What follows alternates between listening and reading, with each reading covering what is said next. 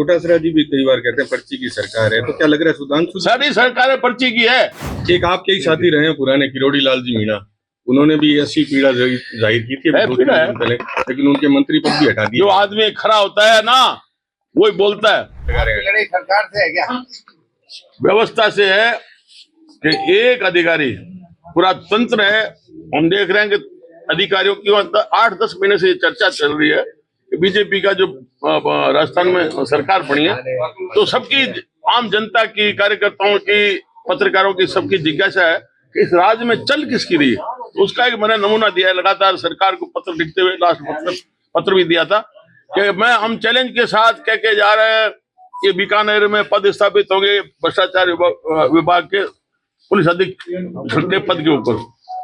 उसके बावजूद भी कुछ हुआ नहीं, वो तो हो गए। इसलिए वो एक नमूना बताया है कि किस प्रकार से इस राज्य में किसकी चल रही है। तो अब मुड़ने में तो कोई बढ़ जाओ, सरकार, मुख्यमंत्री वो बन गए, मंत्री वो बन गए, लेकिन चलाने वाले अपनी चला रहे हैं। कौन चला रहा है आपको यही तो पता नहीं, इसीलिए तो ये नहीं, आपको क्या लग रहा है कौन चला रहा है इस सरकार को? इस सरकार को कौन चला रहा है? व्यवस्थावादी लोग होते हैं, उन्हीं की ये चलती है। माना जाए कि अर्जुन राम जी चला रहे हैं। व्यवस्थावादी लोग होते हैं ना, वो हर राज्य में, पिछले राज्य में छिपे हुए थे, वहां कांग्रेस के, अब इधर बीजेपी के बना, इधर घुस गए। तो ये व्यवस्थावादी लोग हैं। ये मतलब ब्यूरोक्रेट्स जो हावी है इस पूरे इस सिस्टम में, आपका इशारा जो है ब्यूरोक्रेट्स पे है, जो सरकार को भी चला रहे हैं और पूरी व्यवस्था को। या मंत्री पे है। हाँ बिल्कुल बिल्कुल, मंत्री तो नाच जोगा है। जो गान है तो जग पूछे, ना जो गान है कौन पूछे।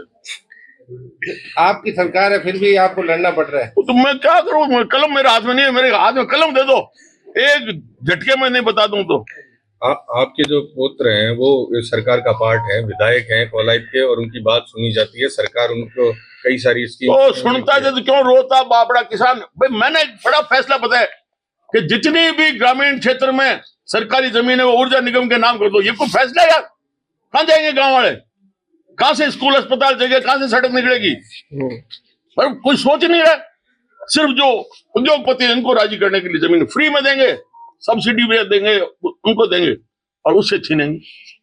अब हमारे पशु कहाँ चलेंगे? हमारे जो स्कूल अस्पताल, कल को कोई भी विकास का काम तथाकथित जो होना है, कहाँ होगा? भाइयों का बंटवारा होगा तो रास्ता कहाँ से निकालेगा वो? तो ये कोई देखने वाले नहीं है। और कहते हैं हम जनप्रतिनिधि हैं, जन के बीच में से आए हुए हैं, टीम से आए हुए हैं। एक डोटासरा जी भी कई बार कहते हैं पर्ची की सरकार है, तो क्या लग रहा है सुधांशु? सारी सरकारें पर्ची की है भाई। पहले ये होता था कि कांग्रेस में कहते हैं चुनाव ना, वहां तो अलग कमान फैसला करता है, वो अलग कमान वहां से धीरे धीरे होता, ट्रांसफर इधर भी आ गया। अब बैठाने को कहते हैं कि चुनाव होंगे। चुनाव कैसे होते हैं? चुनाव हम तो देखते हैं कि वोट डाले, अपना जैसा भी मत है वो दे, वो तो होता ही नहीं। तो किसकी क्या चल रही है? आला कमान तो नरेंद्र मोदी है, क्या सीधा लिखोड़ है, नरेंद्र मोदी पॉकेट लिखोड़ है, आला कमान नरेंद्र मोदी है। सरकारी मोदी की है साहब। अरे ना, सरकार ये नारा है, बीजेपी आला की कमान सरकार नहीं है, ये नारा दिया जाता है मोदी सरकार। अपन मैं को मोदी को चैलेंज है, मतलब देवी सिंह घाटी का मोदी को चैलेंज। काम की बात पूछो। आप विधानसभा पे कब से बैठेंगे? आप धरने पे कब से बैठ रहे हैं विधानसभा? अरे काका मेरे 6 फरवरी को विधानसभा भवन के सामने अनिश्चितकालीन धरने पर बैठूंगा सरकार के खिलाफ। एक आपके ही साथी रहे हैं पुराने, किरोड़ी लाल जी मीणा, उन्होंने भी ऐसी पीड़ा जाहिर की थी अभी 2-3 दिन पहले, लेकिन उनके मंत्री पद भी हटा दिए। जो आदमी खड़ा होता है ना, वही बोलता है, बाकी तो एडजस्टमेंट कर लेते हैं। तो वो बेचारे इतने उन्होंने कबाड़े निकाले थे, करोड़ों रुपए की जो भ्रष्टाचार हुआ, एक पर भी कार्रवाई नहीं, राज भी बदल गया। हाँ, तो इसलिए रात से लड़ाई है आपकी, रात से लड़ाई। अरे व्यवस्था से हमारा काका, व्यवस्था से